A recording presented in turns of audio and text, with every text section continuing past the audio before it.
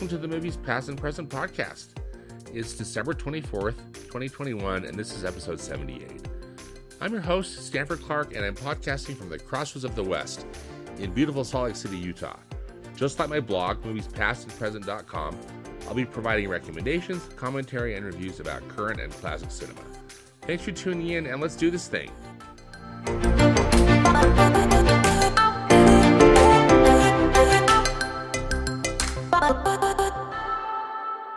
Merry Christmas Eve, everyone. While there are no new movies of note at the moment, you've probably seen that the latest Spider-Man film, Spider-Man No Way Home, is really doing great at the worldwide box office. And you also might have seen that Steven Spielberg's West Side Story is not. I typically don't like to comment much about box office returns on the podcast, and I'm really not trying to compare Spider-Man to West Side Story or anything like that. But I guess just some perspective, and maybe just throwing out some hope, maybe just hope for me. But I think it's actually a very good thing that Spider-Man is just killing it at the box office because people are going to the movies. Now we'll see what happens with some of this Omicron stuff, and there's still, we're still fighting COVID, and that's for sure. But, I wear a mask every time I go to the movies, and I think they're still doing a good job keeping the theaters clean. And holy smokes, when I went to see Spider-Man No Way Home last week, the theater was packed. It's, I think I might have mentioned it was the most crowded I've seen a theater in the last, 18 plus months. So, I'm glad it's doing well. It's really a fun film. And if you like Spider-Man, and if you like these Marvel movies, I don't think you'll be disappointed. I think you'll have a really good time. I think you and your family will have a great time seeing this. Regarding West Side Story, musicals just seem to be overall kind of a hard sell. And I don't know if that's part of it. I'm reminded that this past summer In the Heights, which was, I thought, a very good film, including, having It Boy Lin-Manuel Miranda, being behind it, it didn't do well at the box office either. So maybe there's just, people just they just want superheroes rather than musicals. However, I'm also reminded that not too long ago, there was that musical, The Greatest Showman, that starred Hugh Jackman. It didn't just slay at the box office initially, but with word of mouth and with people really liking the movie, over time, it did incredibly well. So, I guess we'll see what happens. And it might not even be until maybe award season when West Side Story kicks in, if it really does kick in. It's still really my favorite movie of 2021. I'll have a complete list in the next edition of this podcast, or next episode of this podcast of my top 10 of 2021. But West Side Story, spoiler alert, will be at number one. It's just an absolutely magnificent film. So anyway, who can predict this stuff? I just wish everybody happy, and I hope that people will go see these movies, and that quality will out. So moving on, there are not a lot of, as I mentioned, not a lot of new movies to talk about. So I want to talk about Classic Cinema Corner and a couple of things regarding Turner Classic Movies. So Turner Classic Movies, as you probably heard me talk about, pretty much every year, with the exception of 2020 was weird, but it was weird for all of us, right? They have a big screen classic series, they call it, where once a month they will put a classic movie on the big screen. They usually play it on a couple of different days, and it just is a chance to see a really good old movie in a theater they typically provide some kind of historical context, and it's usually their primetime host Ben Mankiewicz who gives it. But it's just it's just one of my favorite things, and something that I look forward to every month. So the 12 films they've listed for the lineup next year are out on their out on the fathomevents.com/TCM website. I've got links to this on the podcast notes on my blog, and I'll give you these films, and then also I've got the names and the links and everything, so you can see again what day these films are playing, and also check if they're playing at a theater near you. So, which I hope they are, and I hope that you'll go. So first up in January is Casablanca, which is one of my all-time favorites. It's the 80th anniversary of this film. It came out in 1942. One thing that's interesting too about these TCM classics, their big screen classic series, they typically honor some kind of an anniversary, of the film, whether it's on a certain decade, or maybe like on the 45th or the 75th or something like that. So I'll be mentioning those. So, but anyway, the year's going to start off great with Casablanca, January 23rd and 26th. That's when that's playing. Next up in February is Lady Sings the Blues, which is celebrating its 50th anniversary. This is a biopic about the singer Billie Holiday, and it was Billie Holiday in this film was played by Diana Ross, and it's a very dramatic film, as I recall, a very sad film. Just because of the kind of tragic life of this Billie Holiday, but anyway, but a good film, and so that's playing February 20th and 23rd. In March, we've got The Quiet Man, which is celebrating its 70th anniversary. This is that great movie directed by John Ford, starring John Wayne and Maureen O'Hara. I love The Quiet Man. That's going to be March 13th and 17th. And as I mentioned, no need to write all these down because I've got them all on the podcast notes on my blog.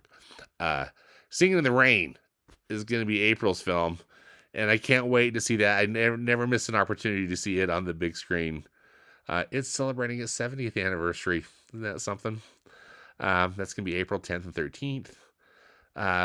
Next up is Smokey and the Bandit with Burt Reynolds and Sally Field and Jackie Gleason. And it's celebrating its 45th anniversary. It came out in 1977. It's going to be playing May 29th, June 1st, and June 2nd. It gets some of these movies, they get 3 days, which I think is the movies that are a little extra popular. This will probably be one of them. I'm looking forward to seeing this on the big screen. I probably saw this movie on the big screen as a kid. And so anyway, that'll be fun to see it again. See that Firebird, that Pontiac Trans Am that Burt Reynolds drives. This is an interesting choice for June. It's Whatever Happened to Baby Jane. This is a 1962 film. This is that super creepy film with Betty Davis and Joan Crawford, who play these codependent sisters that are in a really horrible relationship. It's a good film. I've never seen it on the big screen. I've only seen it, actually I've only seen it on Turner Classic Movies on TV. So we'll see if I go to this one on the big screen because it's so creepy. But anyway, celebrating its 60th anniversary, and if you've never seen it, you really should. Next up in July is Cabaret, which is celebrating its 50th anniversary screening. I've just recently rewatched Cabaret as part of my must-see musicals project that I just completed up here in 2021. I've got information about that on my blog too at moviespastand.com if you want to check out some of those must-see musicals entries and learn more about it. It's a very good viewing guide. I'd highly recommend it. But Cabaret is really, I think, quite a remarkable film. It's a film adaptation of the Broadway play. It stars Liza Minnelli. It was directed by Bob Fosse, and and it's really a terrific work of art. So that's playing July 17th and 20th. Now for something completely different. We've got the Star Trek II: The Wrath of Khan. It's the director's cut. This movie is celebrating its 40th anniversary, and it's going to be playing September 4th, 5th, and 8th. This is my favorite Star Trek film, and I saw it on the big screen not too long ago. It wasn't part of the TCM thing, but I'm glad that it is. And this is the director's cut, and I've got to do my homework. I'm not sure exactly what is different in the director's cut than just in kind of the normal version of it. But it is if you're into Star Trek at all, of course you know that this is just an absolutely outstanding film. So looking forward to that. Of course, closer to Halloween, we've got to have some scary stuff. Although this is a month away, this is in September again, late September. But it's Poltergeist, which is celebrating its 40th anniversary. It's playing September 25th, 26th, and 28th. Again, one of those three-day ones. Poltergeist is super creepy. I don't know if you've seen it, but well done, and it should be fun to see on the big screen. In October is an interesting choice, and I'm thrilled about it. It's In the Heat of the Night, the 1967 film starring Sidney Poitier. It's going to be playing October 16th and 19th. This is a poignant, excellent film, and probably one of the best films ever I've seen that tackles the topic of racism, and just can't recommend it enough. And wow, to be able to see it on the big screen, I'm excited about that. All right, last two movies of the series. It's the 60th anniversary screening of To Kill a Mockingbird. Speaking of racism, that is another absolutely brilliant film. Of course, it's based on the brilliant book. And this movie stars Gregory Peck. It's playing November 13th and 16th. Highly recommended. I'm very excited to see that again. And at the end of the year, they're going to be playing It's a Wonderful Life. The classic Christmas movie with Jimmy Stewart. And I'm really happy about that. I know that that's something that's always played on TV. I think it's always played on NBC, if I'm not mistaken. And that NBC has had the rights to this in perpetuity. So I don't know how they were able to arrange to get this on the big screen, but it's great. It's going to be playing December 18th and 21st. So again, lots of great movies to look forward to on the big screen, thanks to Turner Classic Movies, again in conjunction with Fathom Events. I've got links to this on the podcast notes on my blog, and you can go to fathomevents.com/TCM and see this full schedule as well. Also, while we're on the topic of TCM, just wanted to remind everybody that the TCM Classic Film Festival is back on for 2022. These last 2 years, because of the pandemic, they have not held this film festival. So they're feeling like they can do it, and we'll see if they can. I bought my ticket, so fingers crossed that it's going to work. But the dates of this film festival are April 21st through 24th. Again, in 2022, this film festival takes place in Hollywood, California. It's based at the TCL Chinese Theater, which is one of my all-time favorite movie venues ever. And then it's at some other theaters that are in proximity to it, including the Multiplex, which is just literally right next door.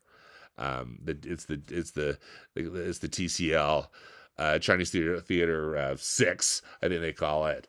Anyway, this film festival is so fantastic. TCM brings in such interesting films, and each one is introduced by somebody who either worked on it, or a film historian, or somebody interesting and knowledgeable, and it's classic movie heaven. So let's hope that it's going to continue. Select passes are still available online, and for more information, visit tcm.com/festival. I've got links to this also in the podcast notes on my blog.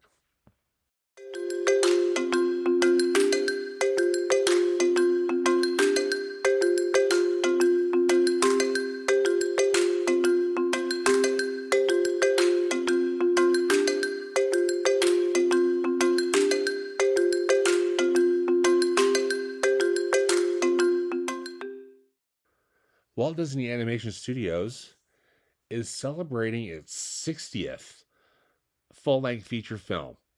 The film is ENCANTO, and it's playing currently in theaters, and it also is making its debut on the Disney Plus streaming services today. So Merry Christmas to all of us from Disney. This movie is delightful. I hope you've had a chance to see it, and if you haven't, now you can watch it on Disney Plus. But it's a charming film set in the country of Colombia in South America, and it's a fantasy film. But it's about a human family that is gifted this magical house, and also each member of this family is gifted a special magical gift. For example, there's this. It's an extended family. They've got the mother, or they call her now the abuela, the grandmother, who's got 3 children, and then each of these children are there's like the family tree, right? So just for example, one of these families, one of the daughters has unlimited strength, and literally, she can lift up buildings like Superman strength. Another one of these daughters is given the gift of creating beauty, and she uses it basically just to grow flowers everywhere she touches. And then the main character of this film, her name is Mirabelle. Mirabelle doesn't get a gift when it's her age to get the gift, and that's what really sets the plot going on this film. It's a musical. It's got really great songs by Lin-Manuel Miranda, and stunning animation, and really kind of an unexpected but really happy plot line. I wasn't sure what to expect. I frankly thought it was very different from what I expected. And I think that's one of the things I like often about, it's interesting because sometimes these Disney animated films, in this catalog of 60, are very formulaic, and other times they're surprising. And I thought this one was surprising, and I loved it. So I hope you'll watch ENCANTO.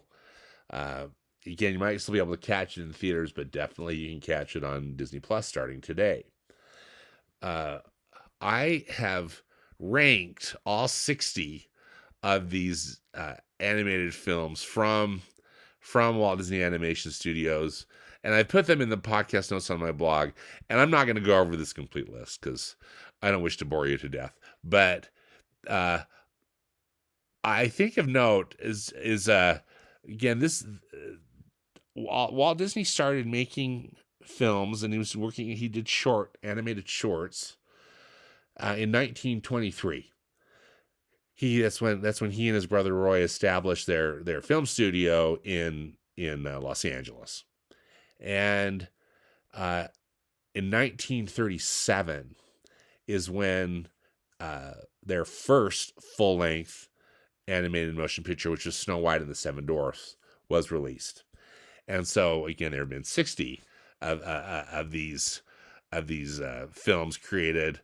For years, this division was known also as Walt Disney Feature Animation.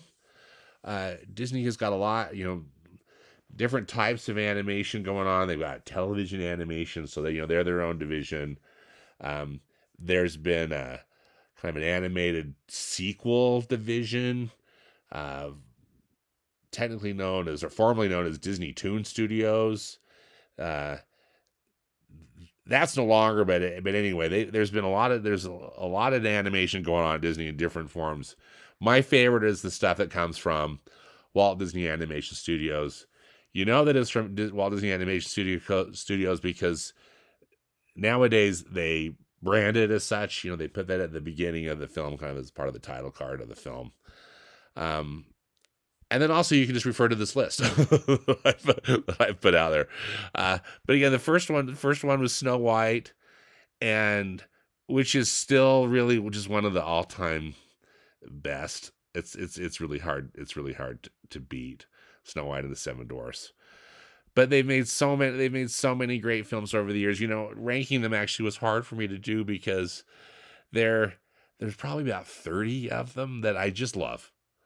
And while the ones that I picked that are at the top, I think are definitely again, my favorite, there's still this group which is really great. Then there's kind of this middle group, which is just the movies are just kind of so for me. One thing that's constant though is that the art and the animation art, to my taste, is always on point. It's always beautiful and interesting to look at, and always just at the top of the form of what they're trying to do, within the certain, stylistic elements and things and the approaches that they're taking. But then there's just a handful that are just really bad. So I'm going to read you my bottom 5. And then I'm going to go over briefly my top 10, but you can see the full list. But this is just in honor of these 60 films that I love, have made a big difference in my life, and I hope that these are films that you enjoy too. And I really would love to talk with you sometime about you, how would you rank them, or anyway. So you'd have to let me know. So I'll start at number 56 for me. Number 56, I got Brother Bear, which is from 2003. It's that horribly sad film about the man whose brother gets killed by a bear, and then this man turns around and kills the bear that killed his brother, and then the gods turn him into a bear so he can learn to walk in another's footsteps. And it's got music by Phil Collins, and I actually really like Phil Collins, but there's just something about this movie that just it could be just that it's so sad, but also I just think it stinks. At 57 is Chicken Little, which came out in 2005. It was Disney's attempt it was their first film that they completely did on their own with computer generated animation, or 3D animation, and they were trying. It's really a busy film. It's got, of course, the Chicken Little storyline, which the sky is falling, and it turns out that the sky is falling, but it's pieces off of an alien spaceship. I'm not kidding. And so it turns into like the space alien movie, and then also Chicken Little's got all this drama going on at home with with the relationship with his dad, who's a single father, and you just think, really. And the animation is not terrible. At least I don't think it's terrible. In fact, in some ways, I think there's a lot of fun stuff that they do, trying to make the 3D or the computer animation kind of do a squash and stretch, which is a hallmark of really great 2D animation. But wowza, it's a painful film to watch. Number 58 is Home on the Range, which is from 2004. So this came out the year before Chicken Little, and it was touted as like the last hand-drawn animated film from Disney. And it's too bad that we know that's not necessarily the case, but wowza, it's a lousy film. It's an animated Western, and it's about these three dairy cows who venture off to try to save their human owner's land, who's getting kicked off of it. These three cows are voiced by Roseanne Barr, Judi Dench, and Jennifer Tilly. And if you could pick three people that, I mean, I know that they were trying to create very separate characters for these dairy cows, but wow, there's no chemistry, there's no magic, there's no fun, and everything that they tried to do to kind of make it fun, I think just really falls flat on its face. And the animation again isn't terrible. It's quite stylized, and there's a lot about the animation that I like, but can't stand this film. Number 59 is Dinosaur, which came out in 2000. As you may recall, and hopefully actually maybe not hopefully because it's so terrible, but if you've seen it, they used computer-generated imagery for the dinosaur characters, and these are talking dinosaurs. And it's like kind of a more realistic-looking Land Before Time. We'll put it that way, And then and the realism, a lot of it comes because they used actual photographed backgrounds. So, like, they filmed stuff in Hawaii and different places where they use actual, real backgrounds, and then inserted these CGI talking dinosaurs.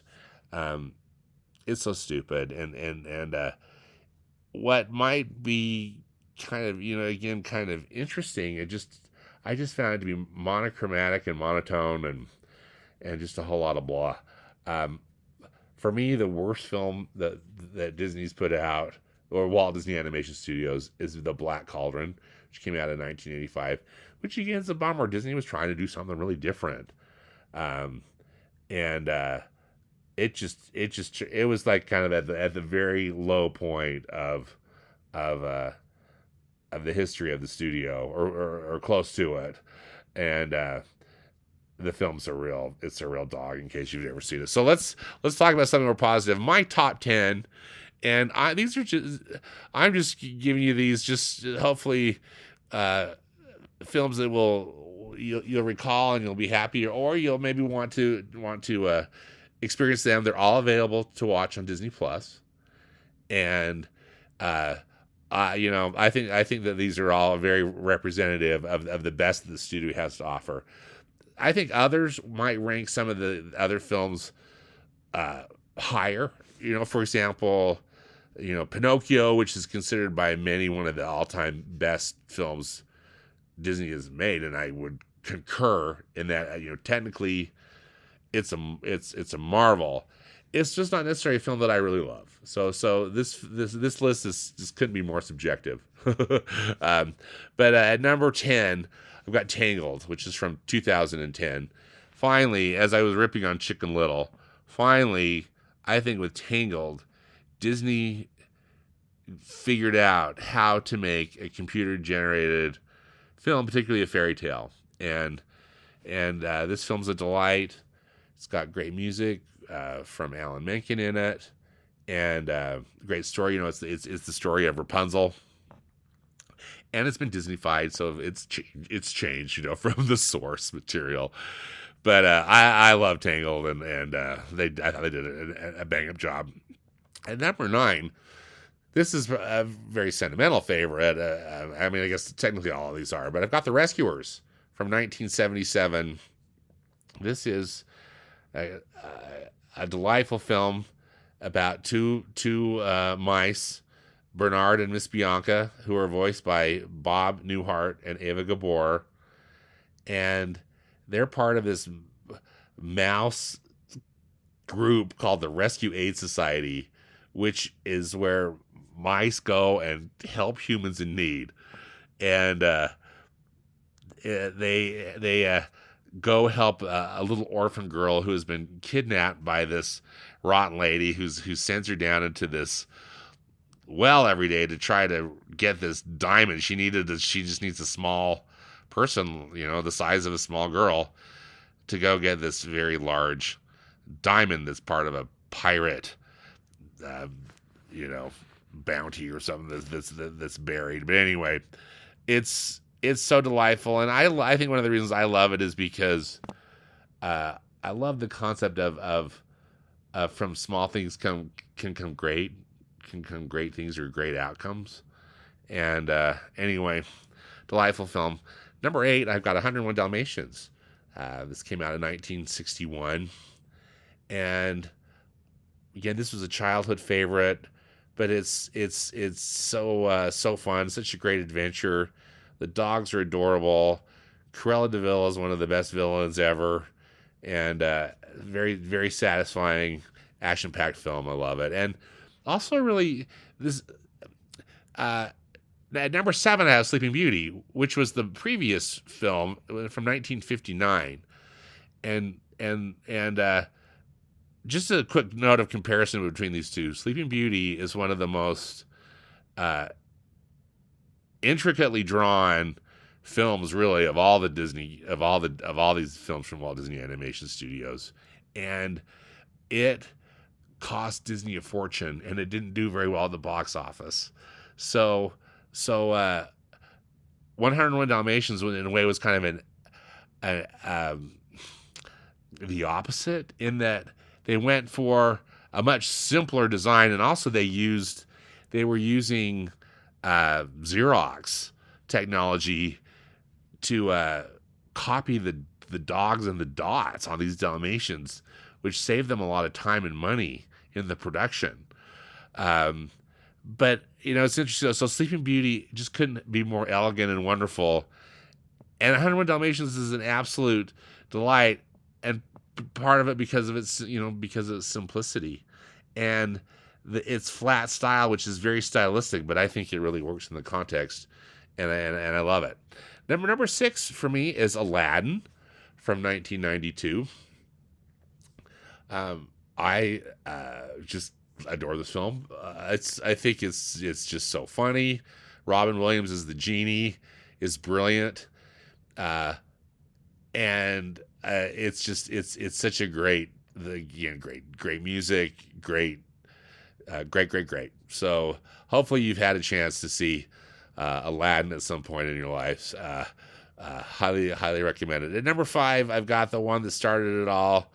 And really, I mean, in a lot of ways, I almost wanted to put this at number 1 because I still think it's one of the finest films out of Disney. Snow White and the Seven Dwarfs from 1937. I'm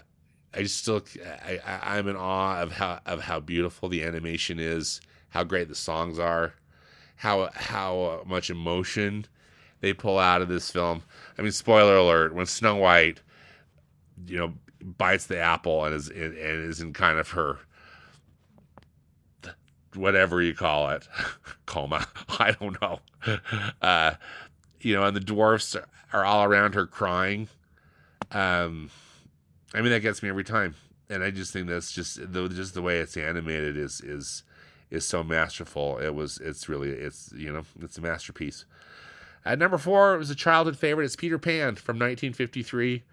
I loved this film as a child, and I had the storybook, and I had kind of all sorts of stuff and toys and all this stuff associated with it, and it's still a wonderful film. I enjoy it anytime I get a chance to watch it. Also, Peter Pan's Flight is my favorite ride at Disney parks, worldwide. I love that ride. Number 3 is Cinderella from 1950, and Cinderella, it's interesting. It was Snow White, was the first film, but then Disney went through a lot. The 40s were really hard for the Walt Disney Studio, mostly because of World War II. But Disney was doing also, but they dealt with a labor strike. There was a lot of stuff going on, and finally, by the time in the late 40s, when production started on Cinderella, they were able to get focused again, and it shows. I mean, the film is one of the best, and it was a huge hit too. So number 2 for me is The Jungle Book from 1967. This really is the film that was probably the one that impacted me the most as a child. these Disney films were back in the day before home video, as you may recall. These films were re-released in theaters exclusively about every 7 years. So, I'm not sure. I know we had the soundtrack to The Jungle Book, which I'm informed that I listened to a lot as a child. I think maybe much to the chagrin of my older siblings. So sorry, Sibs, about that. But it's just a movie that I love, soup to nuts. And I saw this. They did a screening of The Jungle Book at a Turner Classic Film Festival in Hollywood a few years back. And I believe that Ben Mankiewicz said, this is like 70 minutes of pure joy. And I think that's a great way to describe it. That's the way it is for me. At number 1, I've got Beauty and the Beast from 1991. I think that this is the finest film that they've done at Walt Disney Animation Studios, of many, many fine films. But this is the one that really resonates with me. What also I think is wonderful to know that Beauty and the Beast was the first film acknowledged by the Academy of Motion Arts and Pictures. They had nominated it for Best Picture, and it didn't win, but it was nominated, and that was pretty impressive, and it's well deserving. And anytime I get a chance to watch it, I absolutely love it. So anyway, that's my top 10. You're nice to indulge me in this, and I would be very interested to know what your top 10 films are from Walt Disney Animation Studios. Again, I've got links to this list in the podcast notes on my blog, and congratulations to Walt Disney Animation Studios on ENCANTO, their 60th animated motion picture.